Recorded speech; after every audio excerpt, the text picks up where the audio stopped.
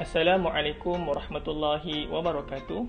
Pada kali ini saya akan berkongsi tentang satu hadis Nabi SAW yang mafhumnya begini. Janganlah kamu menjadikan rumahmu seperti kubur. Pertama sekali, perlu kita tahu apakah yang dimaksudkan oleh baginda Nabi SAW tentang rumah seperti kubur. Saya terpanggil untuk berkongsi pendapat Syekh Mubarakfuri berkenaan hadis ini. Kata beliau, rumah yang seperti kubur adalah rumah yang di dalamnya tidak diisi dengan perkara-perkara zikrullah, tidak dibacakan hadis-hadis Nabi SAW dan tidak ada sebarang perkara yang mampu membantu penghuninya untuk ingat kepada Allah Subhanahu wa taala. Rumah yang tidak diisi dengan perkara-perkara zikrullah merupakan rumah yang disukai oleh syaitan. Bahkan rumah itu akan jauh daripada ketenangan. Allah Subhanahu wa taala telah berfirman dalam Al-Quran, "Alladzina amanu wa tatma'innu qulubuhum bi zikrillah, ala bi zikrillah tatma'innul qulub." Allah Subhanahu wa taala menjanjikan ketenangan bagi sesiapa yang berzikir kepada Allah Subhanahu wa taala.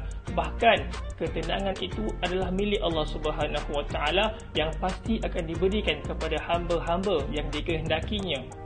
Oleh yang demikian, rumah yang tidak diisi dengan zikrullah yang menjadi kesukaan syaitan pasti dipenuhi dengan pelbagai kegelisahan dan kesukaran disebabkan tidak ada sakinah dan ketenangan daripada Allah Subhanahu wa taala.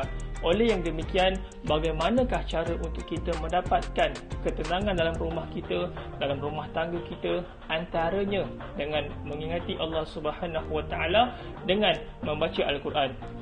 Nabi SAW turut menjelaskan di antara kepentingan zikrullah.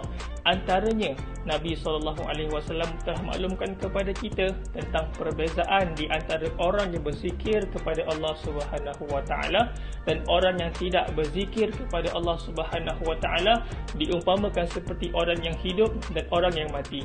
Orang yang hidup di sisi Allah Subhanahu wa taala adalah mereka yang berzikir kepada Allah, dan orang yang mati di sisi Allah Subhanahu wa taala ialah orang yang tidak berzikir kepada Allah Subhanahu wa taala. Bahkan kita dituntut untuk memperbanyakkan doa kepada Allah Subhanahu wa taala, dan doa juga merupakan antara cara kita mengingati Allah Subhanahu wa taala. Ingatilah Allah Subhanahu wa taala tatkala kita sedang dalam kesenangan.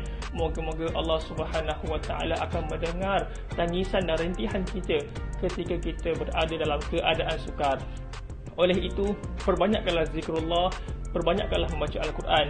Bahkan Nabi SAW turut menjelaskan tentang pahala membaca Al-Quran. Kata Nabi SAW, "Aku tidak mengatakan alif lam mim sebagai satu huruf, tetapi alif satu huruf, mim satu huruf dan lam satu huruf." Oleh yang demikian, perbanyakkanlah mengingati Allah Subhanahu wa taala.